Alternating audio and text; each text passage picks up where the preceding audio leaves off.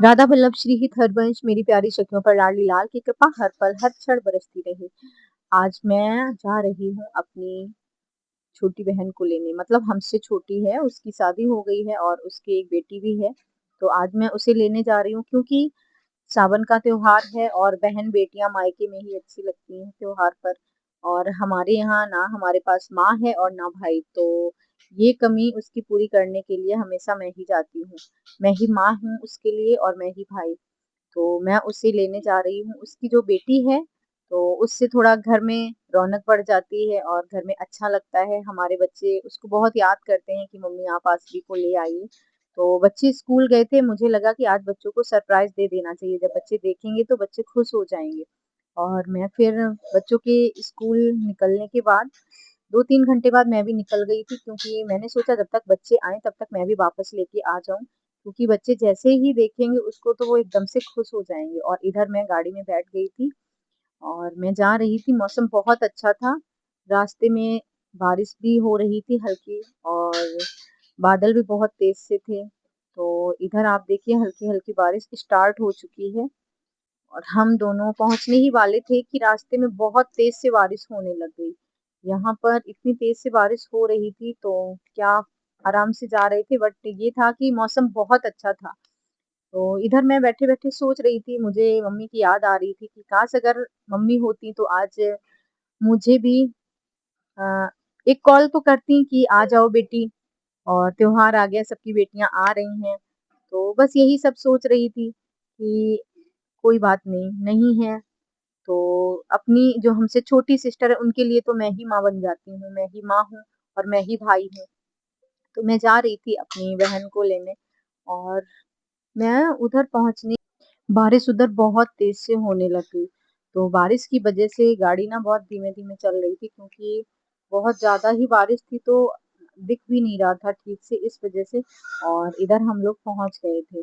उसके यहाँ पहुँचने में ज़्यादा टाइम नहीं लगता है, लेकिन हाँ 1 से डेढ़ घंटा लग जाता है। तो उसके शहर में हम पहुँच गए थे।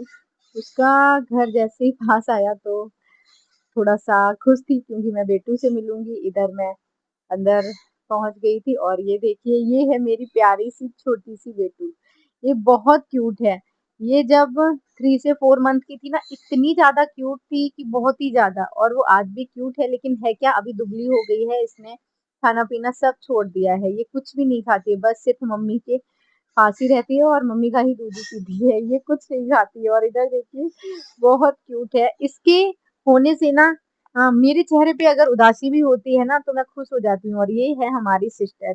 ये हमें देखकर खुश हो गई थी कि बहनों को रहता है ना कि मायके से कोई लेने आए और मम्मी बुलाएँ और भैया बुलाए, तो यहाँ मम्मी-भैया नहीं है तो फिर मैं ही पहुँच जाती हूँ, तो वो बहुत खुश हो जाती है।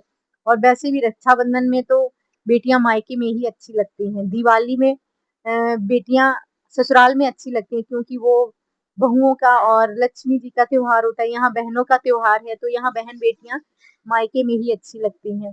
लेकिन है क्या, उसके लिए तो मेरा घर मायका बन जाता है, लेकिन मेरा मायका नहीं बन पाता है, क्योंकि ये मम्मी नहीं है तो मैं जा नहीं पाती। और इधर मैं अपने वापस आ गई थी शहर में, फिर सोचा घर पहुँचते-पहुँचते समोसे ले लूँ, क्योंकि मौसम अच्छा था और गरम-गरम समोसे सिक रहे थे। हमारे यहाँ ये जो शॉप है, इनके समोसे बहुत प्रसिद्ध हैं, तो टेस्ट बहुत अच्छा रहता है, तो मुझे लगा कि इन लोगों के लिए समोसे ले चलते हैं। और इधर देखिए, इधर हम सभी घर आ गए थे। ये छोटी-सी चूहिया को जैसे ही अक्षिता ने देखा तो अक्षिता तो खुश हो गई। अक्षिता बोली, मम्मा आप यहाँ गई थी, आपने बताया भी नहीं हमें। तो मैंने कहा मैं आपको सरप्राइज़ देना देना था इसलिए। तो बोली, मैं भी आपके लिए एक सरप्राइज़ रखी हूँ। मैंने कहा ऐसा क्या है? देखती हूँ।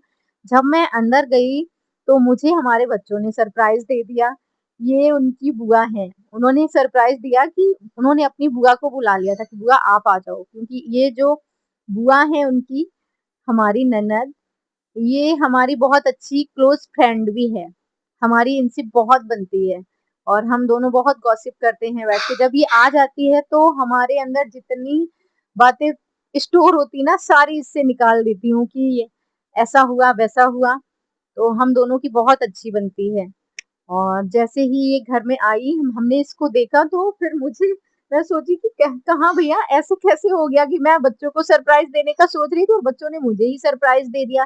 फिर मैंने उसके लिए फटाफट चाय बनाई क्योंकि वो टीचर है तो और हमारे घर से करीब 1-2 घंटे की दूरी पर उसकी पोस्टिंग है, तो वहाँ से आने में टाइम लगा और रास्ते में बारिश भी हो रही थी, तो वो भीग-भीग गई थी और वैसे ही वो थकी-हारी थी तो वो सो गई। जैसे ही मतलब मैंने बोला भी मुझे कॉल भी किया कि भाभी आप कहाँ हो? तो मैंने कहा क्यों? बोला कि कुछ नहीं बस ऐसे ही बात करनी थी बट बताया नहीं कि मैं घर आ रही हूँ। मैंने कहा ठीक है। तो और फिर मैंने उसके लिए जल्दी से चाय बनाई जो गरम-गरम समोसे लाए थे। हम सारे बैठकर आराम से गॉसिप करते हुए और खूब मस्ती से समोसे खाए। है क्या कि जब ये आ जाती है ना तो हमें लगता है कि हमारी ननद ज़रूर है लेकिन हमारी जो फ्रेंड है ना, एक फ्रेंड से हम अपने दिल की सारी बातें कर लेते हैं तो उसके जैसा हमारा इससे रिश्ता है।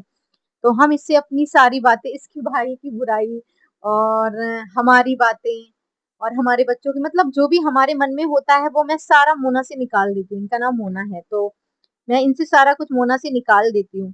तो इधर बैठ के हम सब मैं चाय नहीं पीती हूँ, ये मोना चाय पीती है और सारे चाय नहीं पी रहे थे। और जो हमारी बहन की बेटी है उसका नाम है आसबी। तो आसबी और ये अक्षिता दोनों खेल रही थी। आसबी तो इतना ज़्यादा शैतानियाँ देती है, बहुत ज़्यादा शैतानी लेकिन है बहुत क्यूट। तो उसकी शैतानियाँ हम लोग को बहुत प्यारी लगती हैं। इधर फिर क्या था कि मैं दोपहर में लंच बनाकर नहीं गई थी।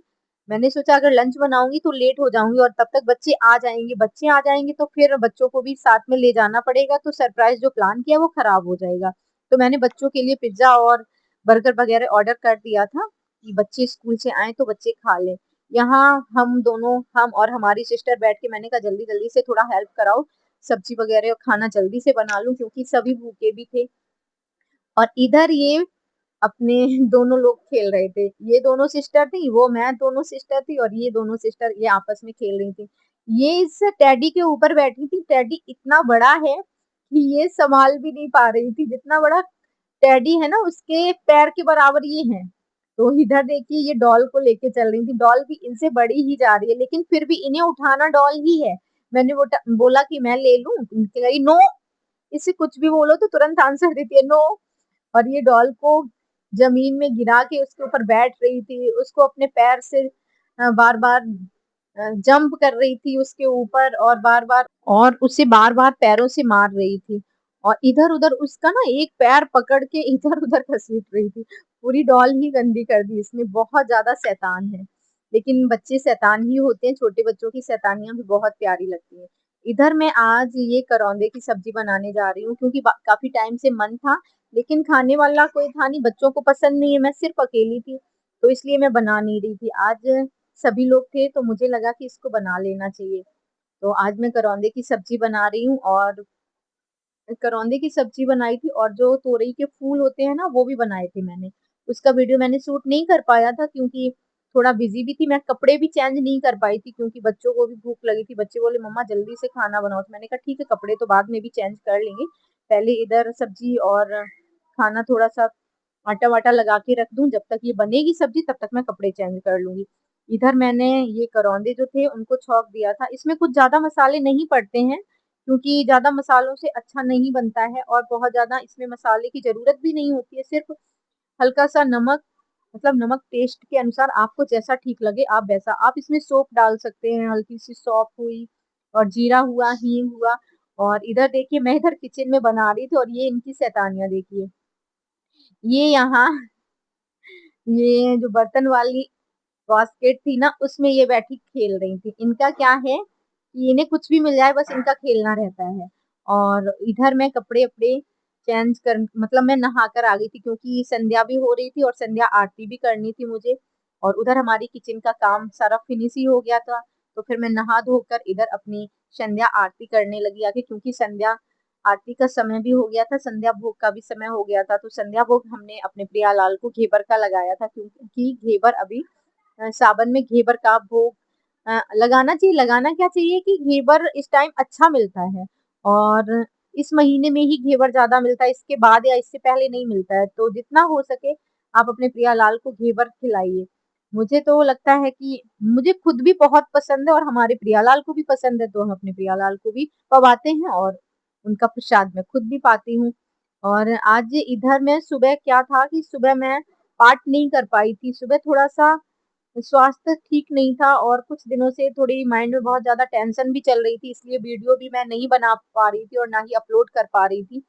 तो उस वजह से थोड़ा-सा माइंड में बहुत ज़्यादा टेंशन थी, तो सुबह मैं बाड़ी-जू पाठ नहीं कर पाई थी और दोपहर में मैं सिस्टर को लेने चली गई, तो इस वजह से बाड़ी-जू पाठ नहीं हो पाई। फिर मैंने शाम को बैठ के अपनी बाड़ी-जू पाठ किया। बाड़ी-जू पाठ हमें छोड़नी नहीं है किसी भी कीमत में।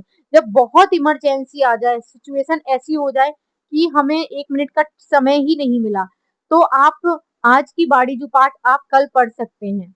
मतलब लेकिन हमें कंटिन्यू रखनी है, बाड़ी-जू पाठ हमें कभी नहीं छोड़नी है। गुरुदेव का कहना है कि जो भी बाड़ी-जू पाठ आप पढ़ते हैं, उसको डेली 10 पद, 12 पद, 5 पद जो भी बताए गए हैं, जिस भी बाड़ी-जू पाठ के वो आपको कंप्लीट करने ही करने हैं। तो इधर मैं अपनी बाड़ी-जू पढ़ रही थी और इधर बच्चे खेल रहे थे। ये देखिए ड्राइंग ये मेरे बेटे ने बनाई है, ये आसबी की ड्राइंग है और ये उसकी ड्राइंग काफ़ी अच्छी है और बहुत प्यारी बनाई है। ये देखिए आसबी अपने भैया के ऊपर बैठकर खेल रही हैं और ये वीडियो मैं यहीं समाप्त करती हूँ।